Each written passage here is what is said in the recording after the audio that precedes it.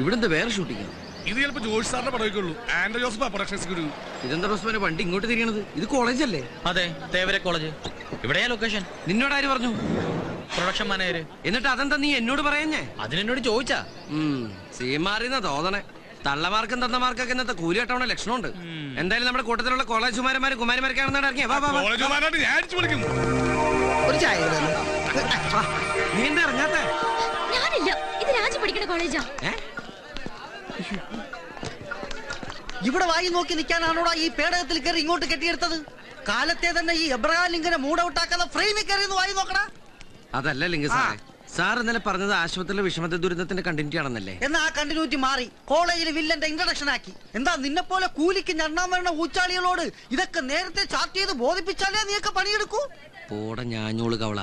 എന്ത് എടാ, ആളെ ഒരുമാതിരി ആക്കി സംസാരിച്ചാലുണ്ടല്ലോ കെട്ടിക്കും ഞാൻ. ഈ പ്രൊഡക്ഷൻ കൺട്രോളർ എബ്രഹാം ലിംഗം വിചാരിച്ചാൽ ജൂനിയർ ആർട്ടിസ്റ്റുകൾ 10,000 വേറെ വരും. ഹായ് നിമ്മി. ഹായ് ദിവ്യ. ഹായ്. കുരുത്തം കെട്ട തള്ളേ, നിങ്ങളോട് ഞാൻ ഹായ് പറഞ്ഞോ? എന്താടോ ഇത്? ഇവിടെയാണ് ഷൂട്ടിംഗ് നടക്കണേ. അവിടെയല്ലേ? വേഗം ഒന്ന് ബാക്ക്ഗ്രൗണ്ടിൽ നിന്ന്. അങ്ങോട്ടല്ല ഇങ്ങോട്ട്. രമേശ, ഈ കുട്ടി കൊള്ളാം. ഇവിടെ ഹീറോയിന്റെ കൂടെ നിർത്തി.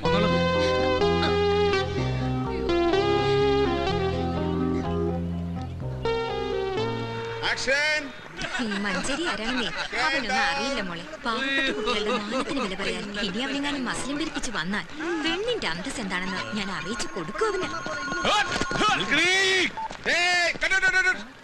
ആരാ കൂട്ടത്തിൽ കിളവൻ കോളേജ് നിന്നെ കണ്ട ഏജ് ഫീൽ ചെയ്യുന്നുണ്ട്. അയാളല്ല താൻ തന്നെ. എനിക്ക് പ്രായം കുറവാണ് സാർ. ഡേറ്റ് ഓഫ് ബർത്ത് കാണിക്കാം സാർ. ഒന്ന് മാറ്റി നിർത്തോ അയാളെ. തന്നോടല്ല മാറിക്കാൻ പറഞ്ഞേ. ഞാൻ ചുള്ളാൻ സാർ, ചെറുപ്പക്കാരൻ സാർ. അത് വയറ് കണ്ടാ പറയത്തില്ലല്ലോ. വയറ് പൊട്ടിച്ചല്ല. വയറകത്തേക്ക് പിടിച്ചോ ബാക്ക് പുറത്തേക്ക് തള്ളിയില്ലേ? ഈ വയറകത്തേക്ക് പിടിക്കുമ്പോ ബാക്ക് പുറത്തേക്ക് തള്ളുന്ന ഒരു രോഗമാണ്. അതിനുള്ള ചികിത്സ ഞാൻ ബാക്കിൽ തരാം. ബാക്കിൽ എവിടെയെങ്കിലും പോയി പാസിംഗിന് നിൽക്കണോ? ഞാൻ എവിടെ വേറെ നിന്നോളാം. പക്ഷേ സിനിമന്റെ ചോറ അത് ഞാൻ ഉണ്ടിട്ടേ പോകൂ.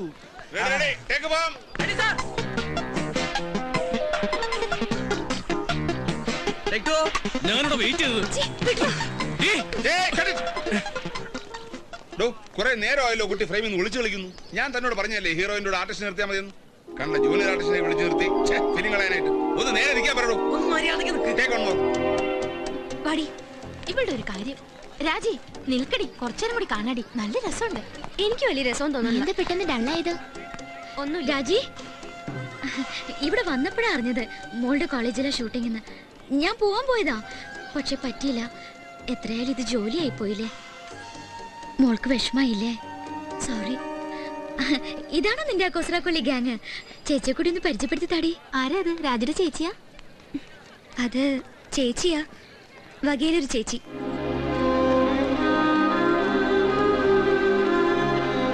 ഇവിടെ വന്ന് വായി നോക്കി നിൽക്കുക. പോയി ഹീറോയിനെ പിന്നെ ചെന്ന് നിൽക്ക്. രമേശിന് നേടെ പോയി കിടക്കാം. ചോറ് ശരിക്കിട്ടോ. കുറച്ച് സാമ്പാർ. എടാ ചന്ദ്ര, നീ അല്ലേ ഇപ്പൊ ക്യൂ ഒന്ന് വാങ്ങിപ്പോയത്? ചേട്ടാ, ഒരിക്കൽ കണ്ട സിനിമ പിന്നെയും കാണാൻ പോകുമ്പോ പിന്നെയും ക്യൂവിൽ നിൽക്കണം. അതാണൊരു മര്യാദ. ഒന്നും ആയില്ല ജോസേട്ടാ, ഊറ്റ പിടി കൂടി. ബാറ്റൊന്നും കുറയില്ലേട്ടാ, വിളിക്കാം. ഹൈ, നിങ്ങൾ കഴിക്കുന്നില്ലേ? ഞങ്ങൾക്ക് ടോക്കൺ ഇല്ല, കോളേജ് രംഗമല്ലേ. അവിടെ കുറെ പാവങ്ങള് പ്രായം കൂടിയതിന്റെ പേരിൽ അന്നം കിട്ടാതെ വിഷമിച്ചിരിക്കുമ്പോഴാ അവന്റെ ഒരു സെക്കൻഡ് ടേക്ക്. പ്രായം കൂടി ഒറ്റ കാരണം കൊണ്ട് എന്നെ കഴുത്തെ പിടിച്ച് പുറത്തുള്ള നീ കണ്ടല്ലേ? ഞാനൊന്ന് രണ്ടാമത്തെ അടിച്ചോണ്ടിരിക്കുക. എന്താ സിനിമയിൽ കയ്യൊക്കെയുള്ള കാര്യക്കാരൻ. നാളെ ഷൂട്ടിംഗ് ഏതെങ്കിലും വൃദ്ധസാധനാണെങ്കിലേ നമ്മൾ ഓരോപ്പുറം കയ്യും കെട്ടി നിൽക്കണം. അതിനെന്താ, അവിടെയും ഇവിടെയും നിനക്കൊക്കെ അല്ലേ കൊയ്രോളാ? എടി, വലിയ വലിയ സിനിമാ നടികളൊക്കെ സ്ലിം ബ്യൂട്ടി ആവാൻ വേണ്ടി പട്ടിണി കിടക്കണത് നീ ഗണത്തിൽപ്പെടില്ലല്ലോ അല്ലേ? എങ്കിൽ പിടി. എനിക്ക് വേണ്ട. പോട്ടടി, അവള് കുട്ടിയല്ലേ. ഞാനും കണ്ടു രാജ്യം മോമ്പീർപ്പിച്ച് പോണത്. ഞാൻ പറഞ്ഞതല്ലേ ഞാനില്ലാന്ന്. എടി, അവൾ എന്തിനാ കോളേജിൽ വരുന്നത്? പഠിക്കാൻ. നീ എന്തിനാ കോളേജിൽ വന്നത്? അവളെ പഠിപ്പിക്കാൻ, ചില്ലാനുണ്ടാക്കാൻ. ആ കഷ്ടപ്പാട് മനസ്സിലാക്കാനുള്ള വിവരം നിന്റെ അനിയത്തിക്കില്ലെന്ന് കരുതിയാ മതി. അവക്കത് നാണക്കേടായിട്ട് തോന്നിണ്ടാവും. പാവം കുട്ടി, നിനക്കതിന് ഫീൽ ചെയ്തു. നീയും പാവം ത്യാഗി. ഇതൊരു MT സാറിന്റെ സ്ക്രിപ്റ്റിലെ സീനായിട്ട് കണ്ടാ മതി. വിട്, വിടറി, ഇത് വിടറി. എന്നാലും ഞാൻ അവൾക്ക് ഒരു വകയിലെ ചേച്ചിയായി പോയില്ലേ? എനിക്കത് സഹിക്കാൻ പറ്റണില്ല കുട്ടേട്ട. അത് ശരി, കട്ടപ്പാറ പഴിപ്പിച്ച് ചങ്കി കുത്തിയാലും പൊള്ളാത്ത ആൾക്ക് ഒരു മുട്ടുസൂചി പഴിപ്പിച്ച് കുത്തിയപ്പോ പൊള്ളേ. ഉള്ള നേരത്ത് വല്ല തമാശയും പറഞ്ഞുകൊണ്ടിരുന്ന ആയുസ് നീട്ടി കിട്ടുന്ന ഏതൊരു സിനിമാടി പറഞ്ഞിട്ടുണ്ടല്ലോ. ആരാണത്? ആരുമില്ല, ഞാനാ പറഞ്ഞു. എന്തേനു? എന്നാ ഞാനിത് അങ്ങോട്ട് പിടിച്ചേ, എന്നിട്ട് മുഴുവൻ വെട്ടി വിഴുങ്ങി. എനിക്ക് ഈ സ്ലിം ബൂട്ടികൾ അത്ര ഇഷ്ടമല്ല. എന്റെ നായക്ക് കുറച്ച് തടിയൊക്കെ വേണം. അയ്യടാ.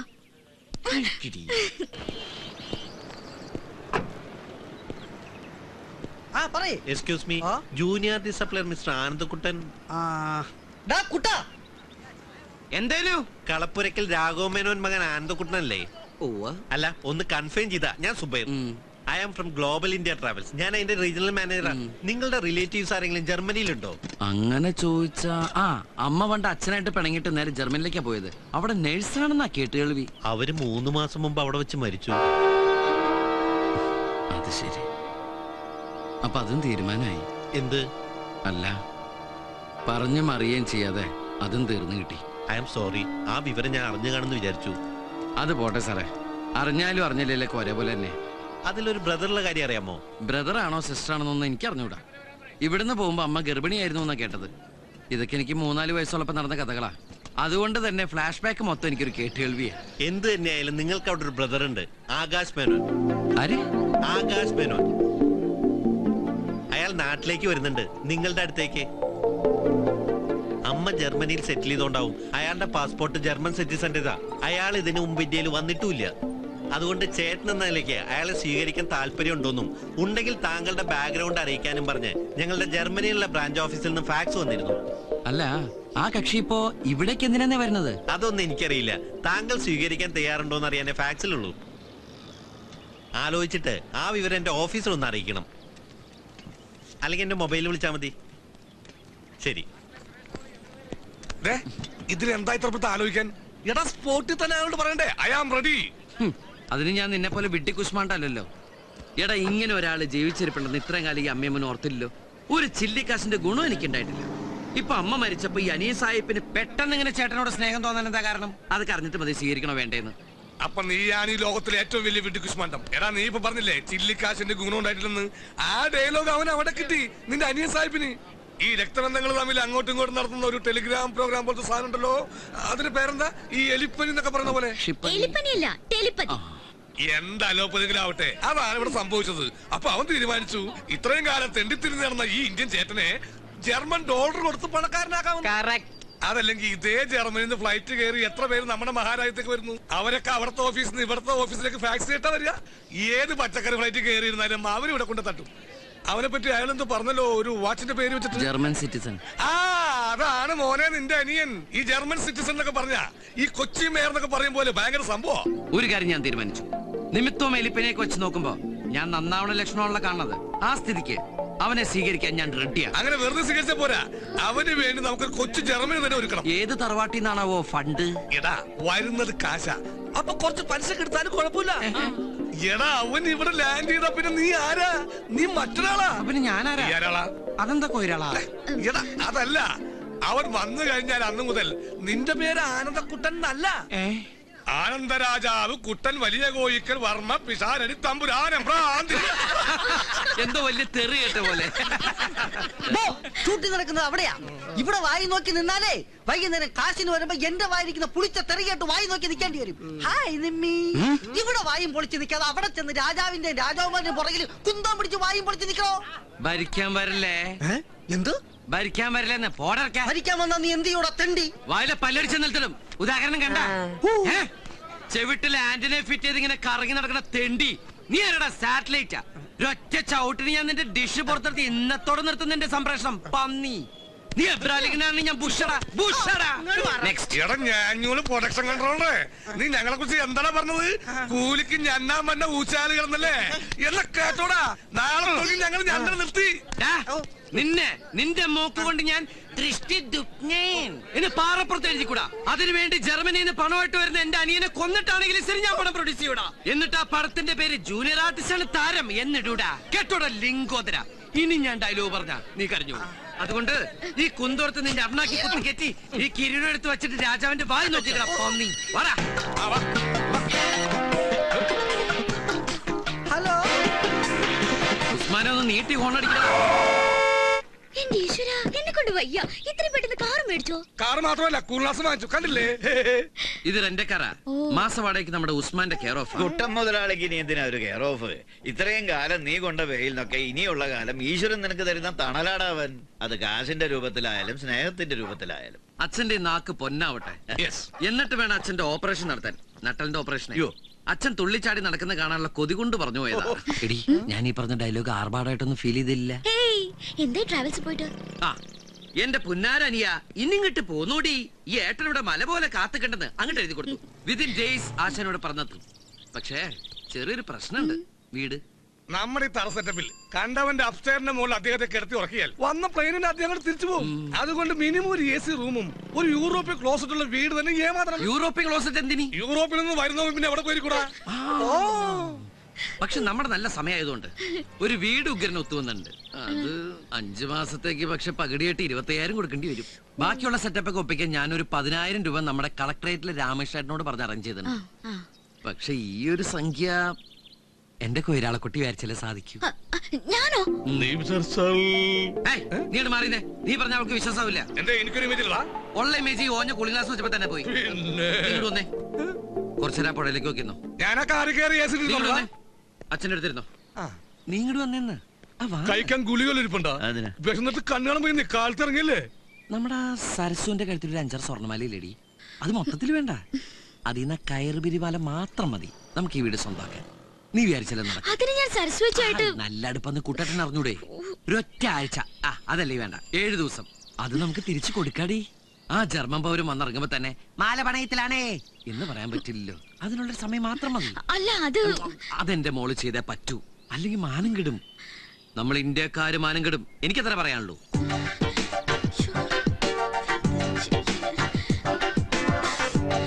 അപ്പൊ എല്ലാം മോളെ ഏറ്റു.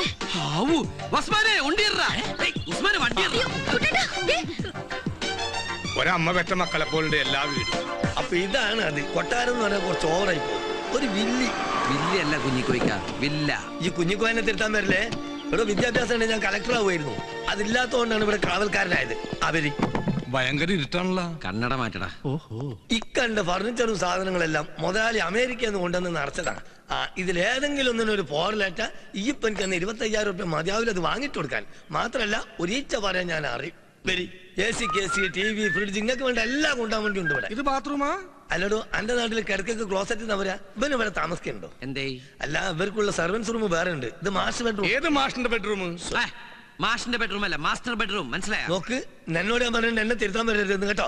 സോറി കഞ്ഞിക്ക. അല്ല കുഞ്ഞിക്ക, നമ്മുടെ ഈ ബാത്റൂമിൽ കിടന്നു കുളിക്കാനുള്ള സെറ്റപ്പ് ഉണ്ടാ? ഓ, കിടന്നു നടന്നൊക്കെ കുളിക്കാം. ഇനി കുളിച്ചോണ്ടിരിക്കുമ്പോ ഇറങ്ങി ഓടണം വന്നെങ്കിൽ അതും ചെയ്യാം. ഒരു മുണ്ട് കൊടുക്കാന്ന് മാത്രം. അത് ഞമ്മക്ക് വേണ്ടിട്ടല്ല, നാട്ടുകാരെ പോലെ. അവര് പിന്നെ വരുന്ന ആള് പാട്ടില് കമ്പക്കാരനാണെങ്കിൽ ഇവിടെ വീണ റെഡി. എവിടെ വീണാൽ? വീണാലല്ല, വീണ റെഡി. മിസ്റ്റർ, ഇത് വീണയല്ല, ഇതിന്റെ പേരാണ് ഓർഫൻ. ഓർഫൻ അല്ല, ഓർഗൻ. മനസ്സിലായോ? അന്നോട് ഞാൻ പലതവണ പറഞ്ഞിട്ട് എന്നെ തിരുത്താൻ വരരുതെന്ന്. അവിടെ ഓർഗൻ ആയാലും വീണായാലും ഒക്കെ ഒന്ന് തന്നെയല്ലേ? എന്നെ എല്ലാത്തിനും ഒരു പേരിട്ടാ പോരെ?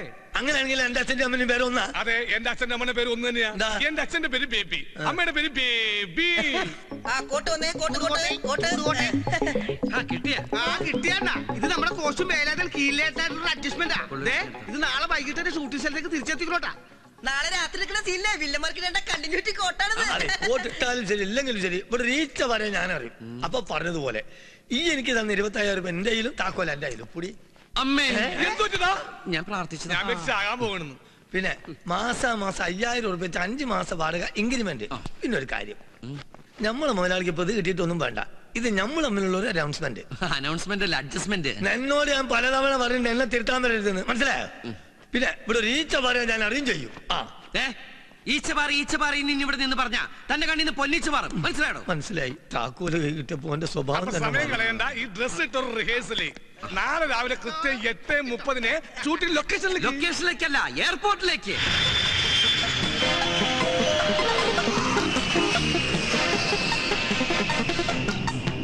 സാറേ, ഇപ്പൊ വന്നത് നമ്മുടെ ഫ്ലൈറ്റ് അല്ലേ? അതെ.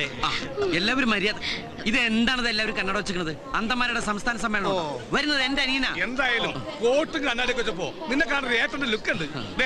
ഈ ഒറ്റ വിരലും കൊണ്ട് കണ്ണാടിയൊക്കെ താത്തി പൊക്കിയും വെക്കണം, എന്നാലും പക്വത ഫീൽ ചെയ്യൂ. സിനിമയിലെ കണ്ടില്ലേ? ഈ ആകാശ് ആളൊരു സുന്ദരനായ മതിയായിരുന്നു. ആണെങ്കിൽ അവനെ കിട്ടി നീ ജർമ്മനിലേക്ക് പറക്കോ? പറഞ്ഞേക്കാം, ആദ്യം ആളെ കാണട്ടെ.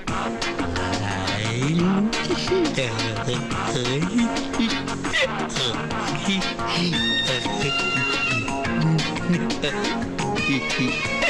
this way. Oh, so you've come to your homeland.